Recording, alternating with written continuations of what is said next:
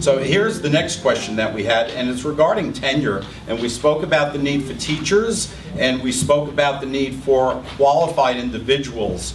So the State Education Department now is proposing to eliminate current tenure regulations for the bilingual teachers and teaching assistants. And they state that an unintended consequence of the revision is that districts will hire new teachers and layoffs will occur due to fiscal constraints, and districts now will be required to lay off the junior bilingual staff members, creating problems. So if this proposal is approved, would you see this as the end of tenure as we know it, or is this an isolated situation, would you think, related to the issues that we're having following finding qualified individuals? And I guess, Stephanie, you are next in line because Dr. Bersani left. I can obviously see where this is a concern. You know, part of what we see, the majority of the candidates that we see who have the bilingual extension also have an ESL certificate. And part of my concern is to pull bilingual out of the ESL group. What I'm concerned in looking at the quality of the program that we're going to be offering is that bilingual education is something that may not be an every year offering for us, depending on if we have the enrollment, depending on if the kids continue, and we're looking at having, with this regulation, perhaps a yo-yo effect, you know, on our hiring, that we might need staff one year and not the next. So where I can definitely understand the intention behind that, when we look at the idea of bilingual TAs or bilingual teachers in their own area, I don't know, with this being so new to us and this being something that we're bringing in, that really is going to be beneficial, you know, moving forward. And we'll have to, only time will tell. Thank you. Regent Tillis? I don't think this is going to affect tenure as we know it. I don't think that this will affect tenure as we know it. That was certainly not the intent here. It will create some problems. It will create some problems for districts, and especially it does shake up the last in, first out questions on school contract policies. But in terms of tenure, I don't see it as being any more than an anomaly here. Thank you. Senator Flanagan. Yeah, I'm getting a kick out of this now. I noticed that the camera that's up here, the tripod is actually camouflaged, so there must be, you know, some meaning to that. But we started off with part 154, then we went to Common Core, now we're on tenure. Triborough has to be next in terms of what we're going to discuss. No, we're going to leave that out. All right. The memo I referenced to you from State Ed, I also have an attachment, tenure and seniority protection for bilingual and English to speakers of other language teachers and teaching assistants. In regard to tenure, I believe in tenure, I support tenure, and I have been an outspoken advocate for it for a variety of reasons, but that's a whole separate subject. At the same time, I'm going to give a perfect example. You're going to have a couple of different things. You're going to have regulations, and John spoke to regulations, and there is a massive distinction between regulations and a statute. What the department may issue in terms of an edict or a regulation is potentially vastly different from what would be enacted by the legislature. But lest anyone be fooled, if there are any opportunities or any chance at movement in terms of regulations, I guarantee you without hesitation that AFT, UFT, NICET, retirees, every supervisory, every administrative, all the superintendents will be in there. If they're not doing it overtly, it'll be behind the scenes. There will be a massive, massive effort to make sure that either nothing happens or something happens that it is so nominal that no one will really even see the change. Now, the reference was made to LIFO, and I am living proof of LIFO legislation. Several years ago, we had advanced in the Senate a piece of legislation at the request of the City of New York regarding LIFO, just for the City of New York. And I want to be clear, we advocated this. I advanced the legislation under my name, full well knowing what that meant. And just so everyone understands, the bill said the following: seniority cannot be the only consideration. You could have a contract negotiation, 95% could be seniority and 5% something else. It just said you can't have it only be seniority. That's really all it said. If you came to an agreement at the local level, in this case in the city of New York, fine. Okay, so I got annihilated, absolutely annihilated for advancing that legislation. The mayor who wanted it walked away. SED walked away. The governor offered some tidbit and said, oh, he was going to do something to try and help. Every major labor union in the state of New York castigated me, my colleagues, and you should have seen the vehemence that came out as a result of that. In this area, I think about, this is the first time I've heard in the last 3 or 4 years the concept of a teacher shortage.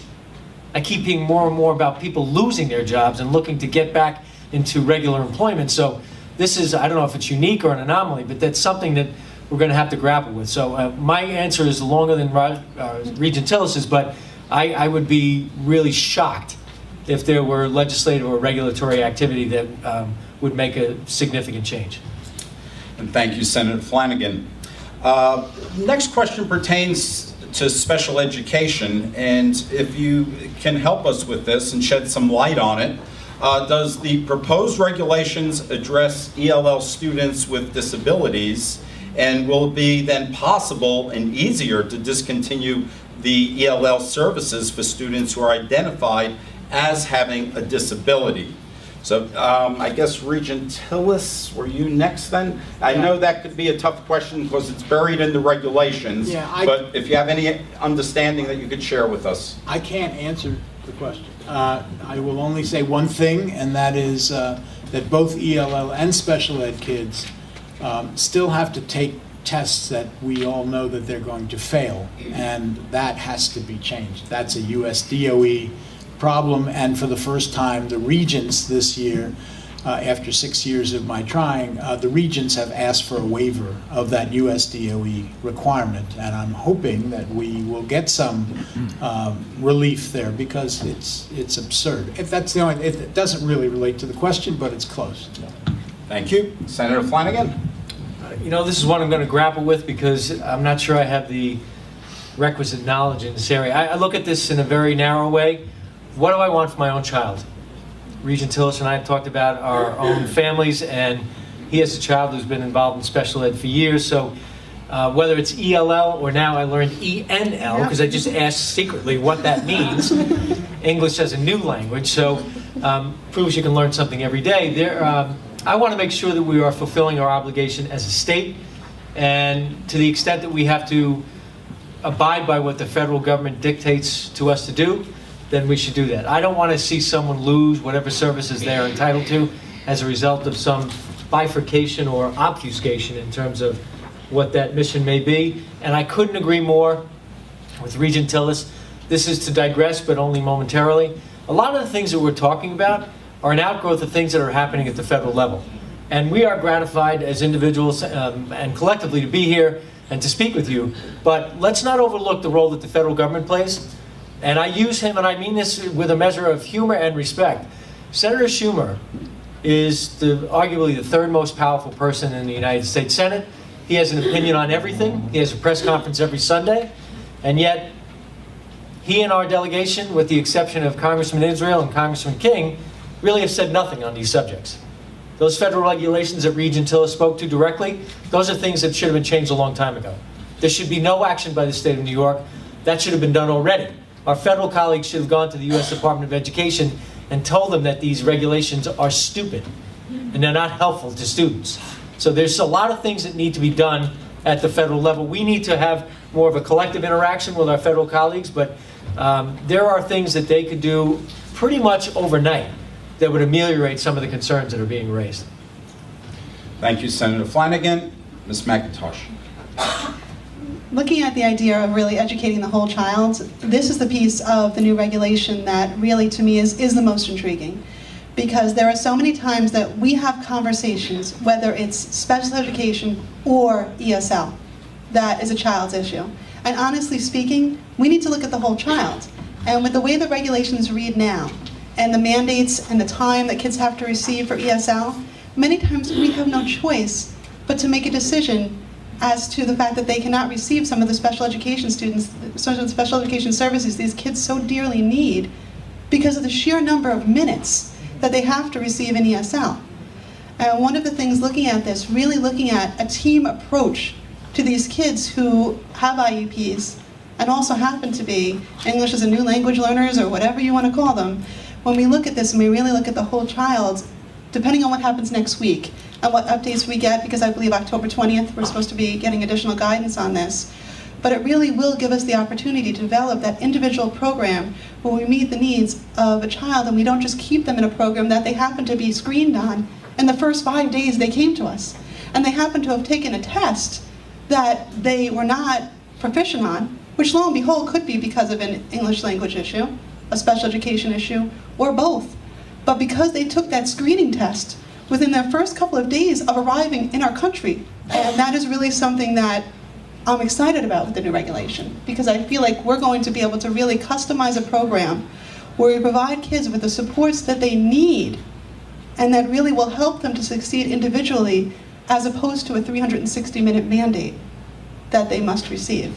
So we'll see how this rolls out, but it really will give us a chance to work as a team and provide our kids with the resources. Just be careful, because I agree with you. I hope that this works, but the special ed bar, excuse the attorneys in the back, is very, very strong, and the ELL bar is not so strong. It's not strong. And if you don't do exactly what the Federal Special Ed Act calls for, the Education for the Handicapped Act, there will be lawsuits, and there's no question about it. And I believe that they have to get their special ed, and I don't know which one come first, but if the day has to be 9 hours, they still have to get both bilingual and special ed, or ENL and special ed. And that's part of when we look at, and really determining, I think having that team approach too will help us determine what they really need. Because based on a screening test, it's decided that they really need those ENL services. But for example, we have a student who came into us and they're a nonverbal autistic kid. And we thought that they were a non-speaker. So they came in, nonverbal autistic student, took the lab R, qualified for ESL. Now that child is identified as an ESL student.